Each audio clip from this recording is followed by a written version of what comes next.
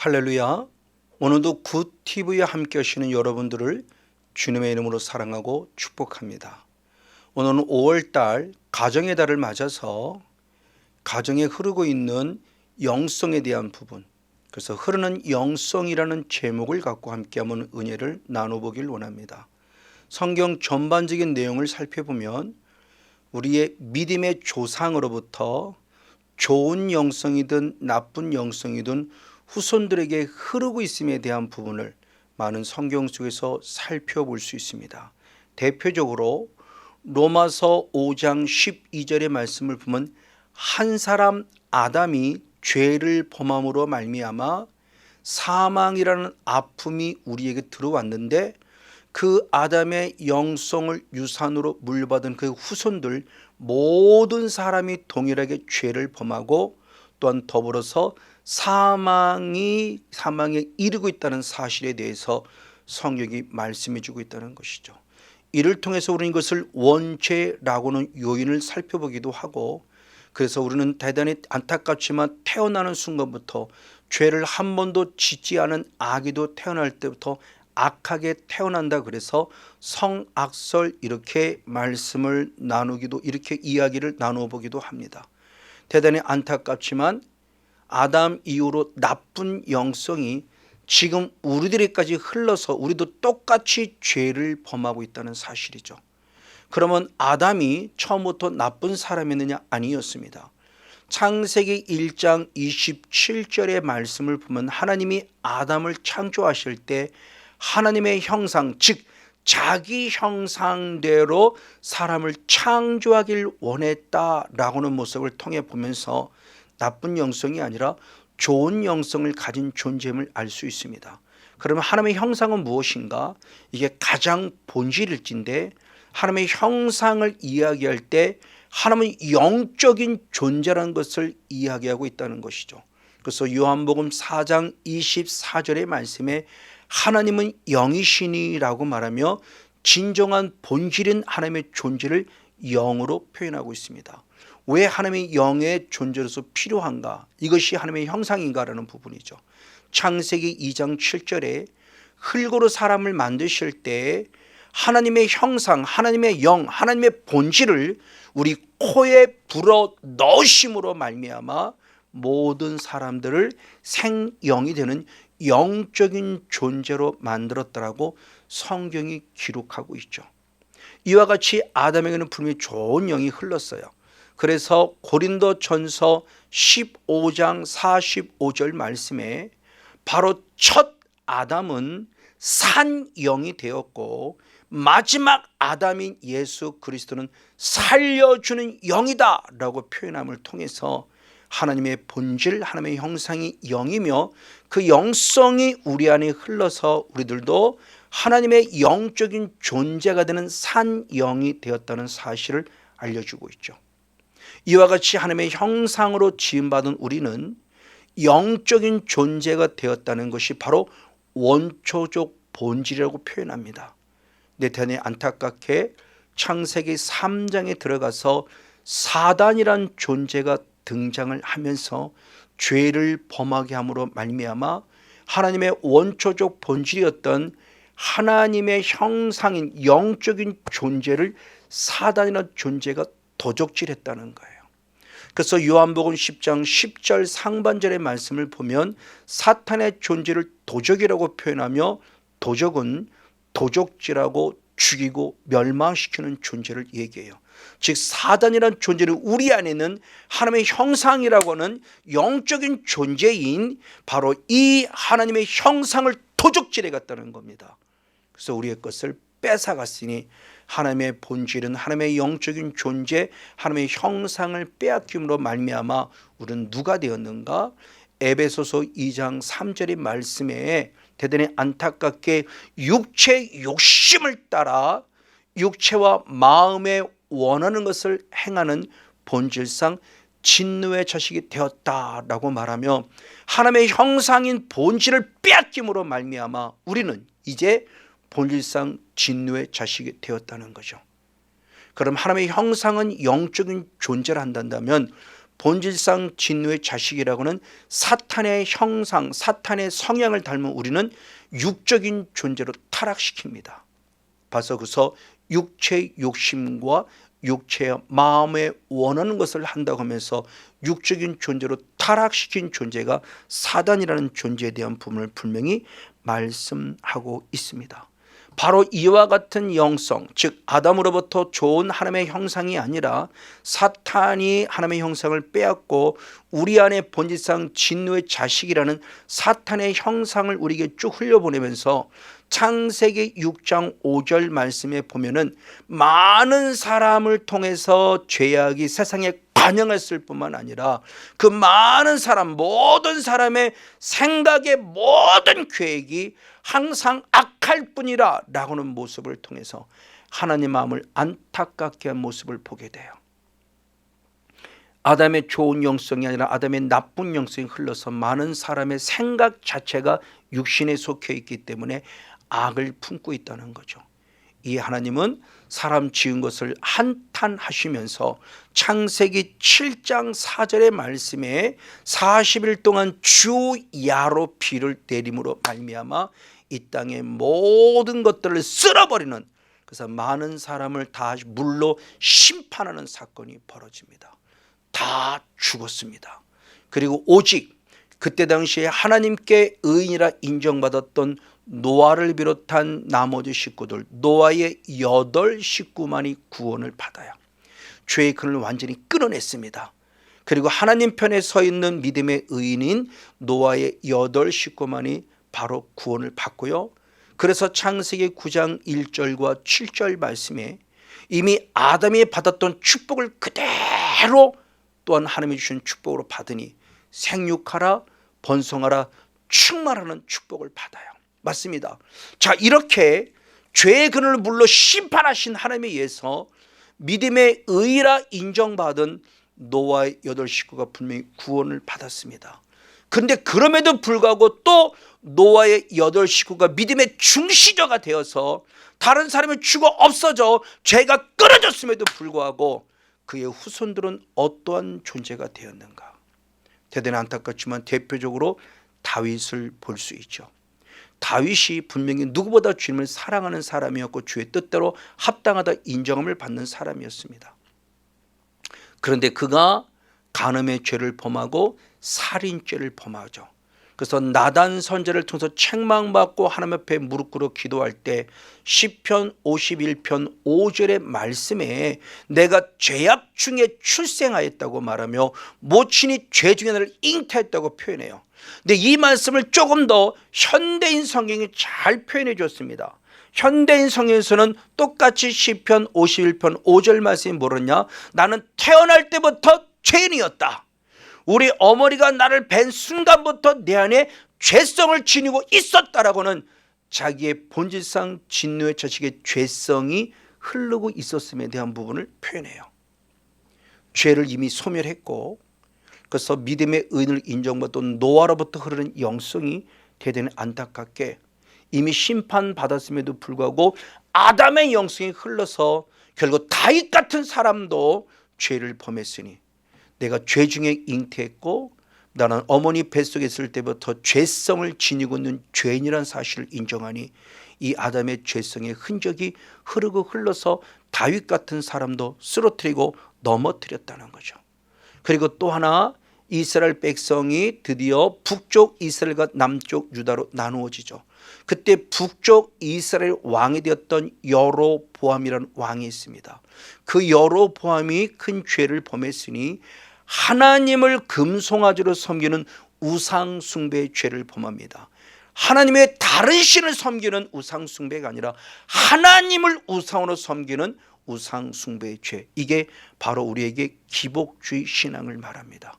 이것이 죄가 되었습니다. 그리고 보통 사람을 제상으로 삼는 것이 죄가 되었습니다. 하나님의 절기를 없애버리고 자기 마음대로 절기를 삼는 것이 죄가 되었습니다.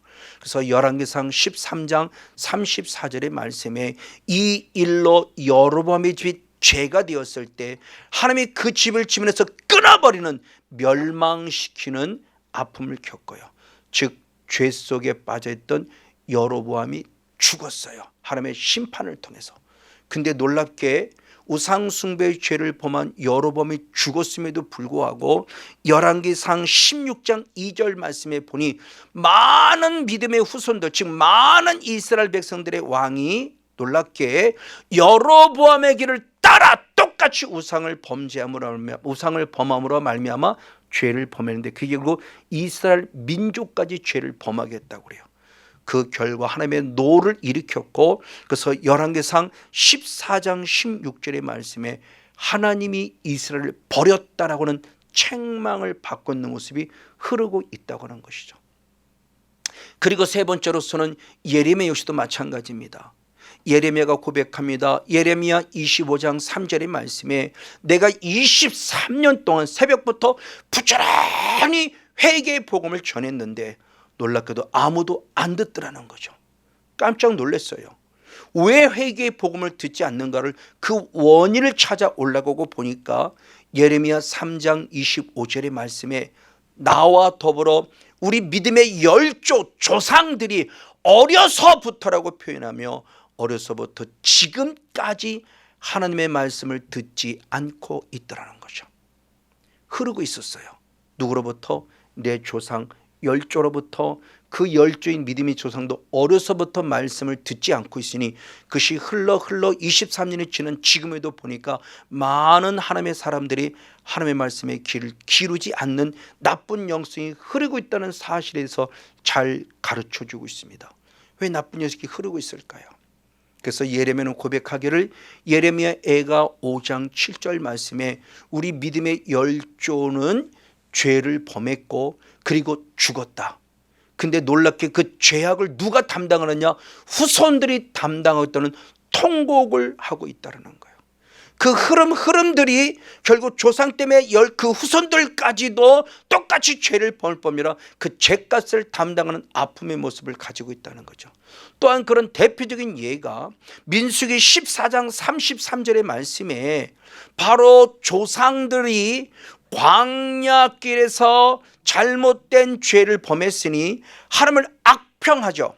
하나님께 원망하는 죄를 범함으로 말미암아 그의 후손들이 40년 동안 광야에서 유리방황하는 아픔을 겪었다고 그래요. 왜요? 조상들의 죄 때문에. 무슨 죄? 하나님을 원망, 불평, 불만했어요. 근데 원망, 불평, 불만한 그 이유를 좀 더 성경적으로 깊이 찾아가 보면 민수기 14장 11절 말씀에 주님이 책망할 때 어찌하여 너희가 나를 멸시하느냐, 그리고 어찌하여 어느 때까지 나를 믿지 않겠느냐 말하며 하나님께서 적과 꿀은 가나안 땅을 주시겠다는 말씀을 믿지 않았고 그래서 원망, 불평, 불만하며 멸시했다는 결과로 죄는 조상이 범했는데 후손들이 40년 동안 뺑뺑이 돌면서 고통과 아픔 속에 있었다는 사실이 성경에서 가르쳐주는 거룩한 흔적이에요. 흐르고 있다는 겁니다. 나쁜 영성이 흐르고 있어요. 바로 이에 대해서 베드로 전서에도 1장 18절 말씀에 베드로를 통해서 귀한 신앙의 결단합니다. 우리가 알고 있다고 그래요. 너희가 알거니와 뭐라고 하느냐? 조상으로부터 유전되어 내려오는 망령된 행실이 있다는 거죠. 우리에게 조상으로부터 유전되어 내려오는 망령된 행실, 이걸 지금 바뀌어진 개역 개정 성경에서는 조상들이 물려준 나쁜 행동이라고 표현해요. 그러니까 내 의도와 의지와 상관없이 자연스럽게 조상부터 흘러내려오는 나쁜 영성, 흐르는 영성이 있다는 것을 성경은 말하면서 알고 있다라고 표현해 주고 있다는 사실이에요. 이게 정말 끔찍한 이야기입니다. 맞습니다. 이에 대해서 통곡하고 아파하는 자가 있었으니 사도 바울입니다. 그래서 사도 바울은 로마서 바로 7장 24절의 말씀에 오호라 나는 곤고한 자로다. 누가 이 사망의 몸에서 나를 건져낼까라고는 통곡하는 기도의 그런 외침이 있어요. 그 곤고하다는 것을 원어로 직역하면 오라 나는 참 인생 비참하다. 누구보다 주님을 사랑했고 철저히 주님의 사랑의 품 안에 안고 살아가는 사도 바울이 영적인 그런 괴로움 속에 고통 속에 부르짖어요. 왜 이렇게 내 인생 비참하지? 왜 이렇게 내 인생이 곤고하지? 왜 이렇게 내 인생이 사망과 음침한 골짜기를 건너가고 있지? 누가 나를 건져내지? 그러면서 드디어 그는 깨닫습니다. 한 법을 깨달았다고 그래요. 내가 왜 이렇게 내 인생이 곤고하고 사망의 음침한 골짜기를 걸어갈 수 있게 놓은 이유를 알았다는 겁니다. 로마서 7장 21절의 말씀에 보니 내가 한 법을 깨달았노니 선을 행하기 원하는 나에게 선만 있는 것이 악도 함께 있었다는 고백을 해요. 참 충격적인 고백입니다. 즉 선은 가장 선하신 분은 곧 하나님이죠. 즉 하나님이 내 안에, 예수님이 내 안에, 성령님이 내 안에 계심에도 불구하고 하나님만, 예수님만, 성령님이 아니라 또 다른 악이란 존재가 같이 거하고 있다는 거죠. 그 악은 결국 무엇을 말하냐? 사탄을 말하고 있는 겁니다. 이런 모습을 대표로 잘 보여준 자가 가인이죠. 그래서 창세기 4장 7절에 주님이 아주 중요한 말씀을 했으니 선을 행해야 되는데 선을 행하지 아니하면 내게는 무엇이냐? 악이 문틈에 엎드리고 있다고 표현해요. 그러면서 죄의 손이 내게 있으나 너는 죄를 다스리라고 하는 하나님의 엄한 책망을 가인이 듣게 됩니다. 맞습니다. 내 안에 선만 있는 것이 악이 함께 공존하면서 우리를 죄 속에 빠뜨리고 있다는 사실이죠. 맞아요. 그런 모습을 발견할 때 드디어 바울은 그럼 어떻게 이 문제를 해결하지? 저 사람부터 흐르고 있는 나쁜 영성을 어떻게 하면 끊어내지라는 것을 발견했으니 바로 로마서 8장 2절의 말씀이 생명이 성령의 법으로만 죄와 사망의 법에서 해방될 수 있다는 좋은 영적 원리를 찾아요. 맞습니다. 그런가 반면에 또한 조금 전에 했던 베드로는 어떻게 되느냐? 조상으로부터 유전되어 오는 망령된 행실에서 내가 벗어날 수 유일한 길은 뭐냐? 예수의 피람을 고백합니다. 그래서 베드로전서 1장 18절과 19절 말씀에 연결시켰을 때 조상으로 유전되는 이 망령된 행실, 이 속에서 구속함을 얻을 수 있는 것은 어린 양이신 예수의 피밖에 없다고 말하며 예수의 피뿌림을 통해서 우리가 해방될 수 있음을 얘기해요. 예수의 피뿌림의 은혜는 결국 회개할 때만이 가능하죠. 그래서 사도 요한은 요한일서 1장 7절과 9절을 통해서 예수의 피가 우리를 깨끗게 할 것이니 9절 말씀에 우리가 자백하면 미쁘시고 의로우신 하나님께서 우리 죄를 깨끗게 하신다고 말하면서 예수의 피뿌림의 은혜가 어디 있느냐? 회개를 통해서 있음을 말씀해 주고 있어요. 그러면서 그 구약의 실체를 통해서 말씀해 주셨으니 바로 출애굽기 12장 13절의 말씀에 예수의 피를 뿌릴 때 죽음의 재앙이 피를 보고 넘어갔다. 이게 유월이죠. 유월의 은혜를 공급받을 수 있어요. 우린 날마다 예수의 피를 뿌리는 회개뿐만이 아니라 그 피 뿌림이 날마다 필요합니다. 왜? 그래야 어둠의 영이 들어왔다가 어둠의 영이 재앙을 일으켰다 피를 보고 넘어가는 유월의 은혜를 공급받을 수 있다는 것을 성경이 분명히 알려주고 있다는 사실입니다. 그런데 이 회개가 한 번으로 끝나면 안 돼요. 출애굽기 29장 38절 39절의 말씀이 상번제입니다. 매일입니다. 매일매일 어린 양을 아침에 드리고 저녁에 드린다고 말하면서 예수의 피뿌림의 은혜가 공급되어질 때 우리가 승리할 수 있음을 가르쳐줘요. 그래서 부족하지만 주의 종도 새벽 기도를 해서 새벽에 일어난 순간부터 제 머리부터 발끝까지 예수의 피 뿌린 은혜를 제가 실제로 기도로 실천하고 있고 하루를 마무리 지을 때 역시도 예수의 피 뿌린 은혜를 다시 돌아보면서 깨끗이 제3의 은혜를 공급받고 하룻밤을 마무리 짓는 은혜를 저는 실제로 누리고 있고 실천하고 있다는 사실을 고백하지 아니할 수 없습니다. 맞습니다. 그 피는 지금도 동일해요. 그래서 히브리서 10장 10절 그리고 12절 14절의 말씀에 이 십자가에 죽으시는 피뿌림의 은혜가 단번의 사건이지만 12절에 영원한 제사로 드려졌을 때 그 효능은 영원히 우리를 온전케 해요. 피뿌림은 단번에 2000년의 사건이에요. 근데 영적 효능은 단번의 제사가 영원한 제사가 돼 지금도 살리고 있으면 예수의 피는 지금도 동일하다는 겁니다. 과거에만 예수의 피 뿌림의 은혜가 있는 거 지금도. 그럼 우리는 피를 뿌리고 바르고 덮어야죠. 그래요. 이렇게 피 뿌림을 통해서 우리는 철저히 회개로 말미암아 죄사함 받고 피 뿌림을 공급받아야 되는데 그것으로 끝나면 안 됩니다. 그럼 무엇을 해야 됩니까? 이제는 성령을 선물로 받아야 돼요. 그래서 사도행전 2장 38절의 말씀에 회개하라. 그리고 죄 사함 받으라. 그리하면 성령을 선물로 받으리라. 철주 예수의 피뿌림을 통해 사함 받았으면 이제 성령을 선물로 받아야만 합니다. 왜 성령을 선물로 받아야 할까요? 영적 흐름을 끊어내기 위함입니다. 그래서 예수님께서도 마태복음 12장 28절 말씀에 성령을 힘입어 귀신을 쫓아내는 것이면 이미 하나님의 나라가 내게 이루어졌노라고 말씀하고 있어요. 맞아요. 성령을 힘입어서 내게 남은 영적 찌꺼기인 죄성을 제거시켜야 돼요. 이걸 잘 실천한 자가 있습니다. 누구냐? 제사장들이에요. 그래서 출애굽기 29장 10절로부터 쭉 말씀을 보면 대제사장들이 마지막 속죄를 맞아 속죄제를 드려야 할 때를 얘기해요. 그래서 10절로부터 12절까지 말씀에 피가 먼저 뿌려졌어요. 그러면 피로 뿌리면 끝남이 아니었다는 겁니다. 14절의 말씀에 보니까 성령의 불을 통해서 피로 제산받고 나서 불을 통해서 내게는 영적 찌꺼기 똥덩어리를 불로 태웠다. 이것이 속죄제라고 말해요. 자, 피로만 속죄제가 끝남이 아니라는 겁니다.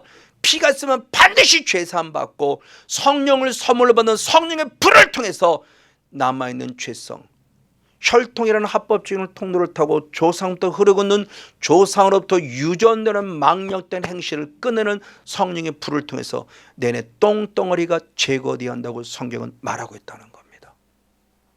이걸 좀 더 실제화시키고 가시화시킨 사건이 사사기 말씀에 기록되어 있습니다. 사사기 2장 21절에 주님 말씀하기를 여호수아를 향해서 말합니다. 여호수아야, 내가 가나안 7속을 다 쫓아내지 않고 남겨둔 열국이라고 표현해요. 그러면서 그 남겨둔 열국을 하나님이 쫓아내지 않겠다고 표현해요. 이것은 무엇일까요? 하나님 명령에 순종해서 쫓아낼 때 주님이 싸워 이기주는데 하나님 명령에 순종하지 않아서 영적 싸움을 싸우지 않으면 하나님도 싸워주지 않겠다는 얘기예요. 이건 너무 중요해요. 내가 싸우는 거 아닙니다. 하나님이 싸워주세요. 근데 언제? 내가 순종하여 싸울 때 싸워준다는 겁니다. 근데 만약 조상이 내가 싸우지 아니하면 그 흐름이 누구에게 가느냐? 하나님은 분명히 자녀에게 간다고 말합니다. 그래서 여호수아서 3장 2절의 말씀을 통해서 보면은 1절과 2절 말씀을 통해서 보면은 너희가 그들을 쫓아내지 않으면 가나안의 전쟁을 알지 못하는 자녀들을 시험할 것인데 전쟁을 알지 못하는 자녀들에게 반드시 가나안의 7 족속을 쫓아낸다는 사실을 알게 하기 위함이라고 말하며 남겨둔 열국을 통해서 자녀들에게 흘러가길 원하고 있어요. 자, 나쁜 영성을 차단해서 악한 영을 쫓아내고 가나안의 족속을 쫓아내면 좋은 영성이 계속 흘러서 후손들을 잘되게 한다는 것을 가르쳐 주고 있다는 거죠. 그러므로 영적 싸움은 선택이 아니라 필수예요. 특별히 영적 싸움은 단순히 병 고침 받기 위한 어떤 문제 해결함 받기 위한 모습으로서의 영적 싸움으로 끝남이 아니라 그 영적 싸움은 하나님의 나라를 위해서 적과 꾸르는 가나안 땅 하나님의 나라를 위해서 싸워야 한다는 것을 가르치고 있다는 것이죠. 이런 좋은 영성의 대표적인 모습이 누구냐? 바로 디모데입니다. 그래서 디모데후서 1장 5절의 말씀을 보니 디모데는 착하고 순전한 믿음을 유산으로 물려받았는데 누구로부터? 바로 외조모 로이스와 그리고 어머니 유니게 속에 있는 영성이 흘러와서 바로 디모데도 그런 믿음의 훌륭한 사람이 될 수 있었다고 표현해요. 이것이 흐르고 있음을 말합니다. 중요합니다. 오늘 내게도 좋은 것이 흐를 수도 있고요, 나쁜 것이 흐를 수 있어요. 근데 아담 이후로 나쁜 죄성이 흐르고 있습니다. 이게 원죄로 흐르는 자범죄의 모습이 있죠. 이걸 우리는 철저히 예수의 피로 사함받아서 죄 사함받을 때 성령을 선물로 받아서 끊어내야 합니다. 이게 바로 영적 싸움입니다. 영적 싸움을 통해서 멋지게 끊어낼 때 이제는 내 조상들이 살아난 우리 외할머니 로이스, 어머니 유닉의 영성이 바로 디모데에게 유익을 준 것처럼 믿음의 조상인 저와 여러분, 할머니, 할아버지, 어머니, 아버지의 아름다운 믿음의 영성에서 나쁜 영성을 철저히 차단하고 끊어 영적 싸움의 승리자가 되어지며 이제는 좋은 영성을 유산하면 물려줘서 우리 후손들이 하늘의 신령한 복은 물론이고 땅의 기름진 복을 받아 누리게 하는 멋진 믿음의 조상 우리 모두가 되어지기를 예수님의 이름으로 간절히 축복하고 축원을 드립니다.